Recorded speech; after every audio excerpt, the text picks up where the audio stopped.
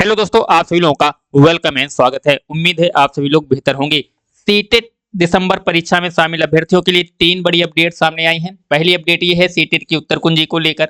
दूसरा सवाल जो सबसे ज्यादा इस समय चर्चा में है वो है बीपीएससी टीआरई 4 को लेकर। उसका एक नोटिफिकेशन सामने आया है। कह सकते हैं कि शिक्षा मंत्री की तरफ से एक बयान जारी किया गया है। वो स्क्रीनशॉट आपको दिखाएंगे। तीसरी इंपॉर्टेंट चीज इस समय जो सबसे ज्यादा चल रही है वो है नॉर्मलाइजेशन को लेकर। नॉर्मलाइजेशन आखिर लगेगा या नहीं लगेगा, कितने अंक बढ़ने वाले हैं सीटेट में, और सीटेट में जो इस बार बच्चे शामिल हुए हैं उनको क्या लाभ मिलेगा। क्योंकि जो सीटेट की परीक्षा हुई थी उत्तर कुंजी अभी तक आई नहीं है, और उत्तर कुंजी नहीं आने से पहले छात्रों ने कहीं से भी आंसर की अपनी मिला ली है। ऐसे में जिन छात्रों ने आंसर की मिलाई है, और ऐसे बहुत से अभ्यर्थी हैं जिन्होंने मैसेज किया था कि मेरे 88 बन रहे हैं या मेरे 81 बन रहे हैं, यानी कई बच्चे हैं जो कि 1 अंक, 2 अंक और 3 अंक से वो परीक्षा में असफल हो रहे हैं, जो कि कोचिंग संस्थानों की आंसर की है उससे। तो क्या ऑफिशियल तौर पे आएगी तो क्या फेल हो जाएंगे या पास हो जाएंगे, अंक जो है वो बढ़ते हैं या नहीं बढ़ते। तो आपको बता दें जो सीटेट की आंसर की आती है उसमें कई सारे ऐसे प्रश्न होते हैं। कई सारे क्वेश्चनों में क्या करता है सीबीएसई की, एक से ज्यादा विकल्प को सही मानता है। ऐसे में आपके सामने कई क्वेश्चन ऐसे देखने को मिलेंगे। लगभग पिछली बार 4 से 5 ऐसे प्रश्न थे जिसमें कि 2 प्रश्न जो थे वो ऐसे थे कि पूरे के चारों विकल्प सही थे, यानी कि 2 अंक जो सभी बच्चे थे सभी को कॉमन दिया गया था। लेकिन 3 प्रश्न ऐसे थे पिछली बार जिसमें एक से अधिक विकल्प सही थे। तो मान के चलिएगा लगभग 4-5 प्रश्न पिछली बार ऐसे देखने को मिले थे जिसमें एक से ज्यादा विकल्प सही थे और सभी विकल्प सही थे। तो 4-5 अंक में आप लोगों को डाउट रहता है।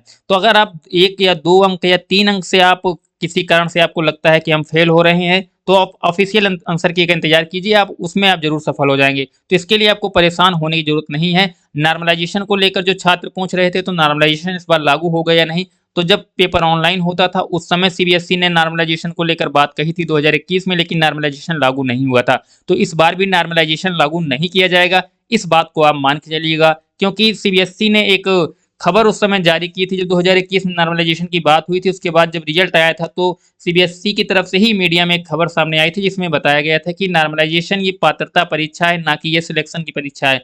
यानी कि इससे कोई नौकरी नहीं मिलती, इसलिए इस पात्रता परीक्षा में नॉर्मलाइजेशन के नियम लागू करना कोई जरूरी नहीं है। तो इसलिए नॉर्मलाइजेशन का जो नियम है वो लागू नहीं हुआ था। तो जो नॉर्मलाइजेशन को लेकर परेशान हो रहे थे तो वो लागू होने की संभावना नहीं है। लेकिन आपको कई सारे डाउटफुल जो प्रश्न हैं उसमें आपको अंक जरूर मिलते हैं। तो इसके लिए आप लोगों को बिल्कुल भी परेशान नहीं होना है।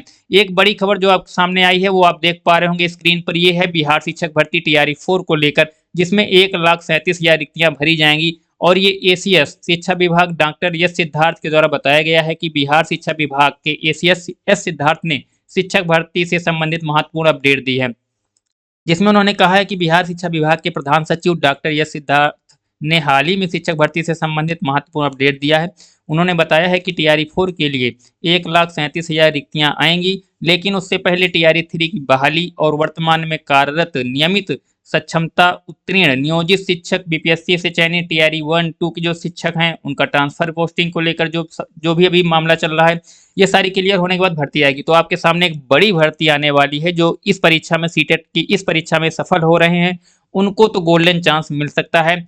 जो टीआरई 4 है उसमें वो आवेदन कर पाएंगे। तो आप टीआरई 4 की तैयारी शुरू कर दीजिए अगर आपने अभी तक नहीं की। एक और खबर है जो कि यूपी से है, शिक्षक भर्ती को लेकर ही है, और यहाँ पर आपको यूपी की एक खबर दिख रही होगी। शिक्षा सेवा चयन आयोग जो है वो पाठ्यक्रम चेंज कर रहा है। अगर आप शिक्षक भर्ती यूपी की शिक्षक भर्ती का इंतजार कर रहे हैं तो यूपी में जो शिक्षक भर्ती आएगी, अभी तो उन्होंने शिक्षा मंत्री ने कहा था कि इस अनुपात समानुपात बराबर है, लेकिन ऐसा नहीं है। कब तक चलेगा ये भर्ती? जरूर आएगी, अभी नहीं, 6 महीने बाद, साल भर बाद, जो भी समय लगे, लेकिन आएगी जरूर। तो ऐसे में इस बार जो शिक्षक भर्ती यूपी में होगी उसमें क्या होगा, आपको दिख रहा होगा नीचे कि आयोग के सूत्रों का कहना है कि नई शिक्षक भर्ती के लिए नए सिरे से पाठ्यक्रम तैयार करने की प्रक्रिया भी शुरू करा दी गई है। यानी कि अब अगर आपका नया पाठ्यक्रम शुरू हो चुका है, नया पाठ्यक्रम बनने लगा है, तो ऐसा नहीं है, अंदर ही अंदर शिक्षक भर्ती को लेकर तैयारी चल रही है। और आपको मालूम है यूपी में जो शिक्षक भर्ती आती है उसमें कितनी तेजी से काम होता है। यानी आवेदन लेने से लेकर परीक्षा का कार्यक्रम जो है बहुत तेजी से किया जाता है।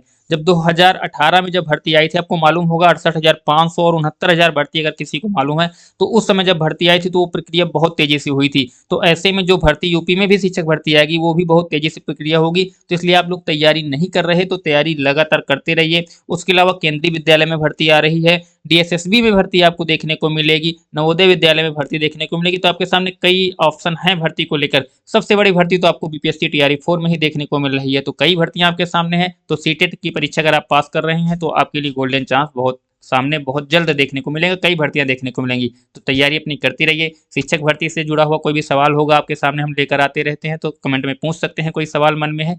और जो नॉर्मलाइजेशन को लेकर छात्र लगातार पूछ रहे थे, तो आपको बता दें इसके लगने की संभावना बहुत ही कम या कह सकते हैं 0% है। तो नॉर्मलाइजेशन तो नहीं लगेगा, लेकिन बोनस अंक की जो बात होती है वो आपको मिल जाते हैं। कई प्रश्न ऐसे होते हैं जो विवादित होते हैं, उसमें एक से ज़्यादा विकल्प जब सही किए जाते हैं तो आपको उसका सीधा लाभ मिलता है। तो उम्मीद है कि जो भी सारे डाउट थे आपके क्लियर हो गए होंगे। कोई डाउट अभी भी बचा है तो कमेंट में पूछ सकते हैं। फिर मिलते हैं नए वीडियो में नई जानकारी के साथ। अगर चैनल को अभी तक सब्सक्राइब नहीं किया तो कर लीजिए, वीडियो लाइक शेयर नहीं किया तो कर दीजिए। और चलिए दोस्तों, इस वीडियो में यहीं तक। जय हिंद, वंदे मातरम।